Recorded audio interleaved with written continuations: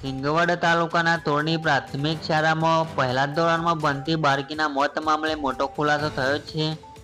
પહેલા ધોરણમાં ભણતી 6 વર્ષની વિદ્યાર્થીની શાળાના આચાર્યએ જ હત્યા કરી હોવાનો ખુલાસો થયો છે.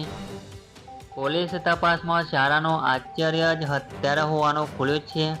હત્યારા આચાર્ય ગોવિંદ નટને પોલીસે હાલ દબોચીને વધુ તપાસ હાથ ધરી છે.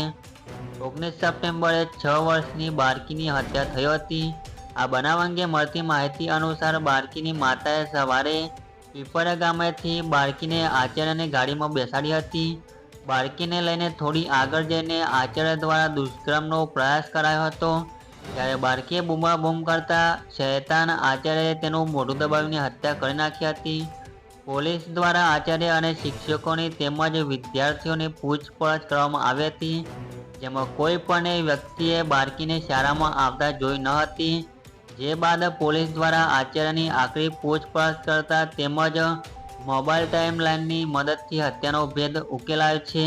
આટલું જ નહીં, શૈતાન આચાર્ય દ્વારા બાળકીને સાંજે શાળા છૂટે ત્યાં સુધી ગાડીમાં મૂકી રાખી હતી અને શાળા છૂટ્યા બાદ બાળકીને પાછળના ભાગે મૂકી ફરાર થઈ ગયો હતો. હાલ પોલીસ દ્વારા તેમજ દુષ્કર્મ કરવાના પ્રયાસ કરવાનો ગુનો દાખલ કરી કાયદેસરની કાર્યવાહી હાથ ધરવામાં આવી છે.